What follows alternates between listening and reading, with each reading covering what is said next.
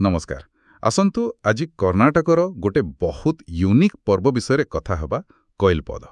हाँ कोइलपद एटा कोडागु अंचल पालन करा जाए।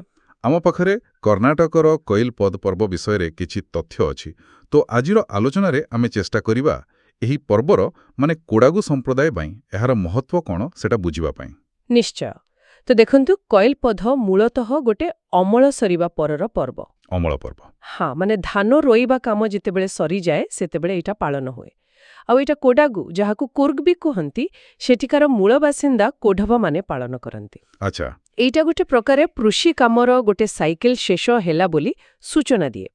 किंतु एहार सबुठो इंटरेस्टिंग कथा हेला अस्त्र-शस्त्र पूजा। हाँ सेटा ही मुझे बड़ होझाव लागिला।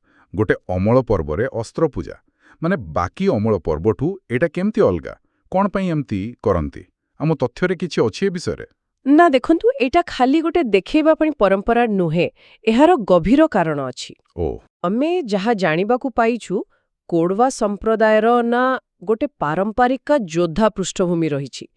बहुत पुराना कालरे सेमानंक पई निज जम्मी फसल और परिवार सुरक्षा एटा बहुत गुरुत्वपूर्ण थिला। सेटा तो स्वाभाविक। तब वर्षा दिने जेतेबेले सेमाने चाष कामरे पूरा व्यस्त थांती से काम सरीगला परे सेमाने निजर अस्त्र-शस्त्र सबु बाहर करंती। अच्छा। सेगुडीकू भलरे सफा करंती और पूजा करंती।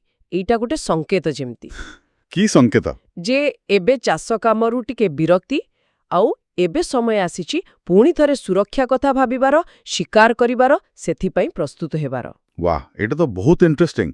तामाने यहा केवल गोटे फसल कटा उत्सव नुहे एटा कोडवा परिचयर गोटे बड़ अंश को देखाउछि। एकदम जोठी चासी आउ योद्धा दुईटा भूमिका एकाठी मिसी जाइछे। अच्छा ए पूजारे को प्रकार अस्त्र-शस्त्र व्यवहार हुए? हाँ एथिरे मुख्यतः सेमानकर पारंपरिक बंदूक जहाकू थोक कुहंती। थोक हाँ थोक आउ गोटे खास प्रकारर छुरी अछि पीछे काथी ए सबु थाए।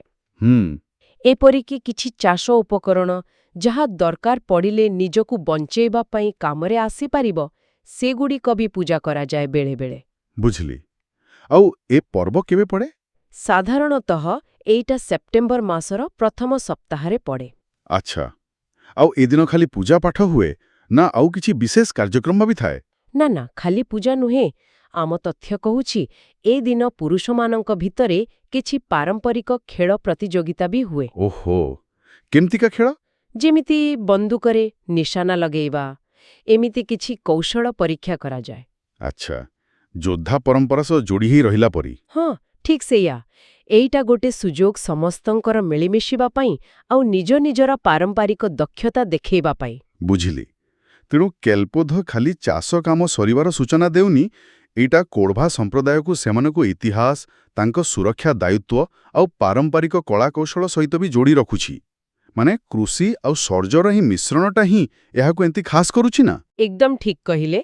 गोटे कृषि भित्तिक जीवन सहित सामरिक परंपरार केते सुंदर मिश्रण एटी देखिबाकू मिलुछि।